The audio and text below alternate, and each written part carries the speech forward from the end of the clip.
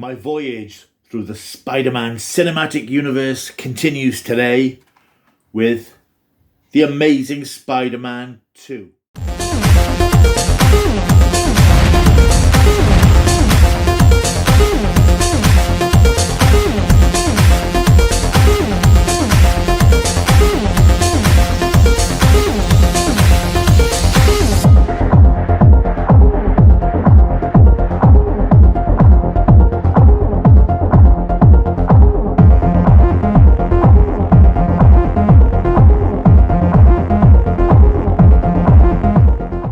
Hello, welcome back. My name is Paul Mount, as you may know. I am revisiting all the live-action Spider-Man films as they're all back in the cinemas again. And this weekend it's the turn of The Amazing Spider-Man number 2, directed by Mark Webb, the second film to star Andrew Garfield as Peter Parker, the Amazing Spider-Man.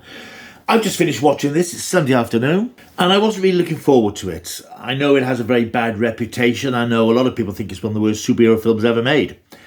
I was sort of quite pleasantly surprised, actually. I quite liked some of it.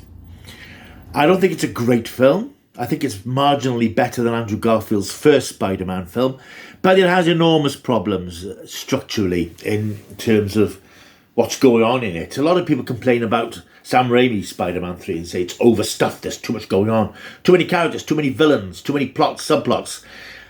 The Amazing Spider-Man 2 makes that seem like a one-scene, one-act play, because, my God, this film is stuffed to bursting with too many things, too many different elements. And it's very hard to keep this many creative balls, who are misses, up in the air. But Mark Webb makes a good fist of it. He does have a good feel for the material. He's a very good director in terms of all these action scenes. I think the scenes of Spider-Man spinning through the canyon streets of New York are fantastic. The fighting scenes have a kineticism to them which they didn't quite have under Sam Raimi. I'm not entirely sure that they have had in the Marvel Spider-Man films. The camera seems to be spinning around Spider-Man and moving along with him, and it really captures that sort of physicality of the character in a way that's vibrant and exciting and really draws you into it. What pulls you out of it again, however, is the fact that, as I've said, there's just so much going on. There really is too much.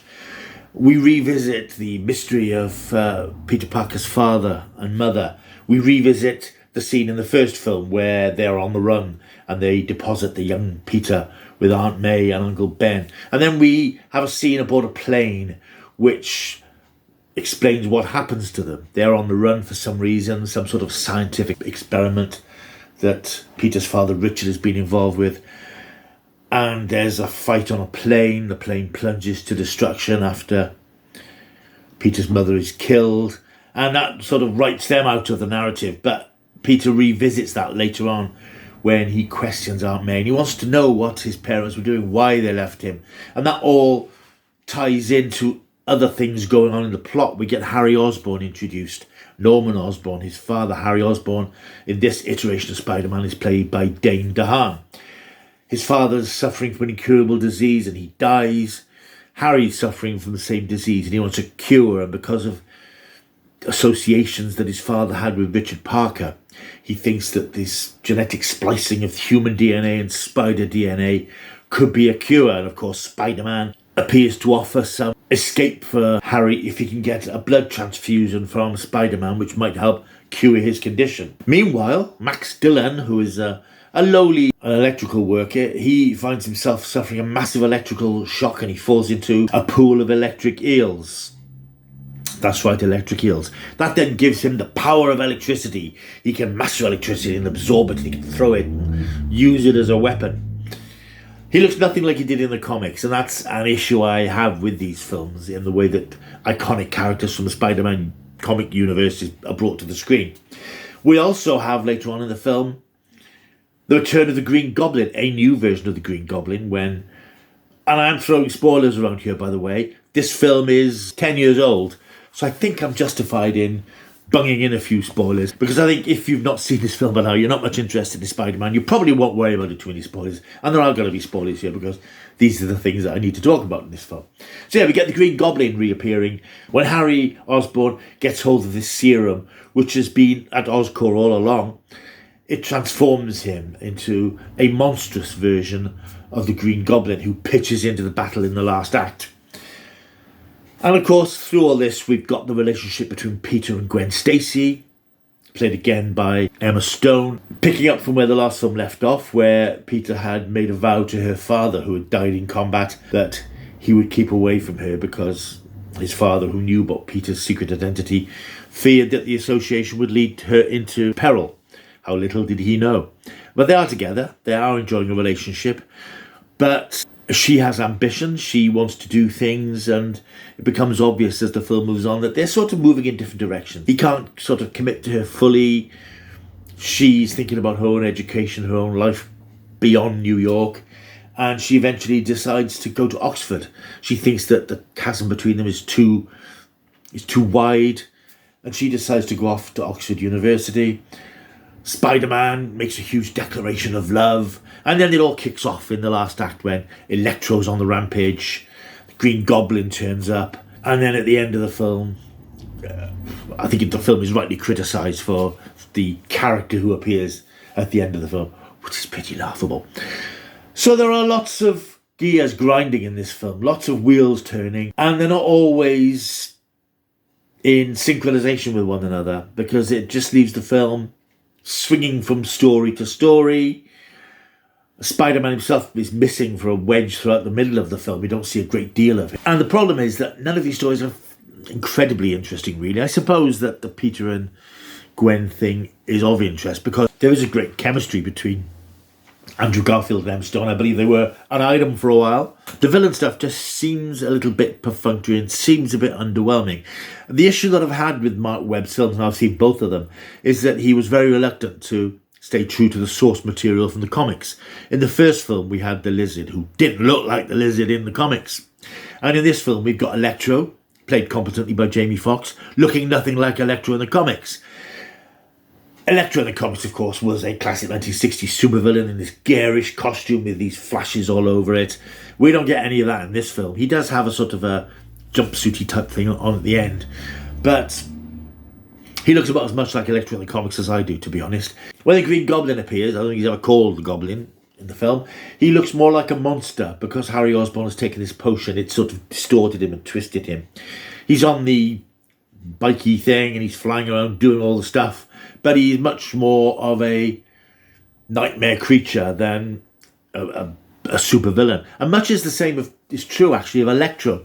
Electro, this does some pretty nasty things, and there is a sort of a horror underbelly to this film, really, because there are scenes when Electro is sort of on a rampage and he fires his electric bolt power and it goes right through one particular character. You see a hole in this guy's back in his chest and he falls to the ground, and he's constantly zapping people quite violently. I mean, this is a 12 certificate film, but some of the violence is surprisingly graphic for a family superhero film. It is a darker film. I would say this is darker than The Amazing Spider-Man. Possibly, yeah, definitely darker than the Raimi films. It is grittier. I think part of that is because Andrew Garfield, as I mentioned in the last film, he isn't the geek that Tobey Maguire was. And you see there's a scene at the beginning where he turns up at Gwen Stacy's graduation thing. He's graduating as well. And he's trendy and he looks like one of the hip kids. And that sort of, again, that doesn't represent the Spider-Man from the comics, the Peter Parker from the comics. So Mark Webb obviously made a conscious decision to reinvent core characters and core relationships in a different way. And I can understand that from a certain point of view because Sam Raimi did it all. You don't want exactly the same Ben and May dynamic. You don't want the Peter Parker and MJ thing repeated. You don't want all that because that was done and this is a new take on it. But it doesn't work as well because Raimi's films were so good and so beloved. This has to work harder to make an impact. And although I think this film is better than I thought it was and better than the first one, it still falls short of that sense of joy and devotion to the core and source material that Raimi had. Mark Webb here is going in a different direction because he feels he has to, perhaps. And as a result, you don't have those touchstones to the comics because he's moving away from that. What you do have, however, which caught me completely by surprise here because I'd totally forgotten it because I've not seen this film for a decade, is the death of Gwen Stacy at the end of the film, which represents very well the scene in that famous Spider-Man comic where she plunges off the top of a building, Spider-Man saves her, but the jolt breaks her neck. That's what's happened here. And I was watching this today and thinking, does she die?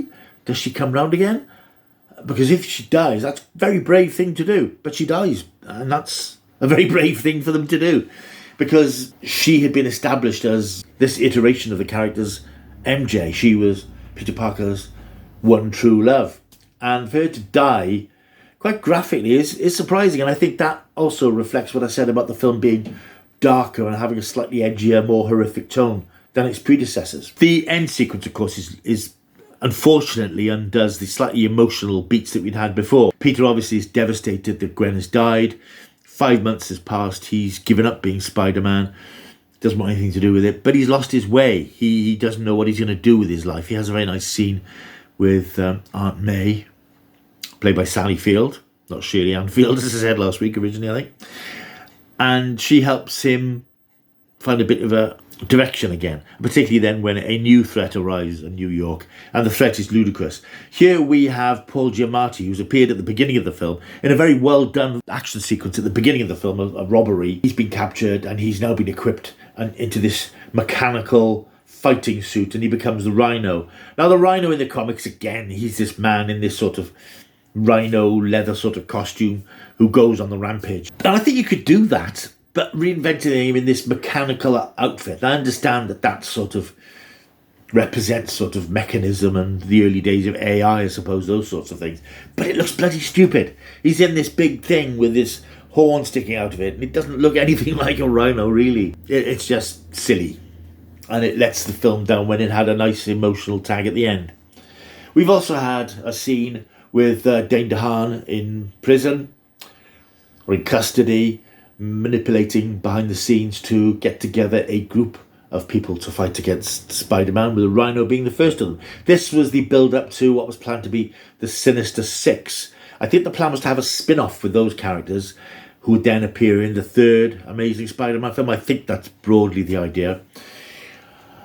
But of course it never happened because this film, despite making over $700 million, was the lowest box office of all the Spider-Man films, so Sony got cold feet and went into bed with Marvel to do Tom Holland's Spider-Man, which is, of course, a whole other story that we'll come to next week. Ultimately, then, I think that we have two films which are underrated, really. I didn't hugely rate the first one, but I think that was because I was still pining for Tobey Maguire. This film, I was used to Andrew Garfield and Emma Stone, and I picked up the rhythms from them in the last film, and I was getting into a groove with them. But it's a flawed film because it is so overstuffed. Whereas Sam Raimi's Spider-Man 3 was overstuffed, it seems to work a lot better, and he managed to sort of keep things spinning. Whereas Mark Webb doesn't seem in control. He loses context and he loses the direction of the characters and the various storylines, so that it just seems much messier. But it isn't terrible. I will say it isn't terrible. Some things I like about the things that he does in the film. As I said, I like the action scenes, are very well directed. He really captures the thrill of Spider-Man out there spinning his webs. And I particularly liked, and I particularly noticed in this film, from the perspective of Spider-Man's suit, in the huge eyes of Spider-Man, you can see the reflections of what he's looking at. And that works very well, because I think in Raimi's Spider-Man, you had this blank white patch where the eyes were. And this adds a bit of humanity to it, because you're seeing what he is seeing sort of bouncing back. And I think that's quite nice. There's some quite nice visuals that use that effect. So, yeah, not a bad experience. I mean, my attention wandered, don't get me wrong. I didn't focus all the way through the film, because bits of it did drag, and certainly the scenes with Electro, because she was so different to the comics, I found it hard to invest in a lot of that. It was just too busy as a film to really work. However, it's not a terrible film, and I thought it was going to be, because I know certain friends of mine absolutely detest it. So it's nice to watch it again for the first time in a decade, and it's okay. And I think it would have been interesting to see a third film with Garfield. I would imagine they would have brought Mary Jane in as his new love interest. You would have had the Sinister Six. You would have had more of this Rhino. You might have had their version of the Sandman. I don't know. I don't know what was planned. Obviously, we'll never know. But yeah, it's not bad. It's not bad. It's in cinemas again now. By the time you see this video, it would have been and gone because it's just a couple of screenings over the weekend. But let me know if you've been to see The Amazing Spider-Man 2 or indeed any of these Spider-Man films over the last few weeks and what you've thought of them. Have you re-evaluated them? Do you think more of them needed originally or less of them?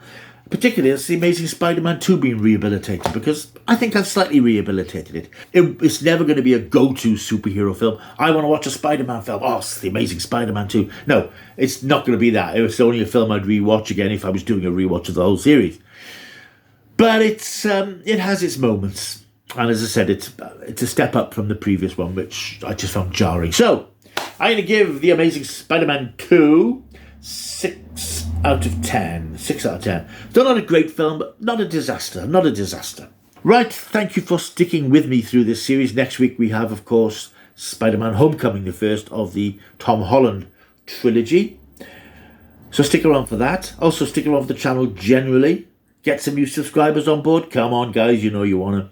Like and subscribe. Leave a comment down below. I will see you soon. Plenty of videos coming up this week. Retro reviews. There'll be a review of Beetlejuice at the end of the week and some more Doctor Who content. So stick around and keep checking the stuff.